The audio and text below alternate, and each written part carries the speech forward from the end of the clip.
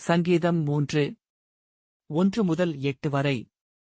கர்த்தாவே, என் சத்துருக்கள் எவ்வளவாய் பெருகியிருக்கிறார்கள்! எனக்கு விரோதமாய் எழும்புகிறவர்கள் அநேகர்.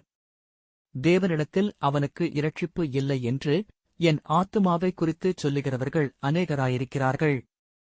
ஆனாலும் கர்த்தாவே, நீர் என் கேடகமும் என் மகிமையும் என் தலையை உயர்த்துகிறவருமாயிருக்கிறீர். நான் கர்த்தரை நோக்கி சத்தமிட்டு கூப்பிட்டேன், அவர் தமது பரிசுத்த பர்வதத்திலிருந்து எனக்கு செவி கொடுத்தார்.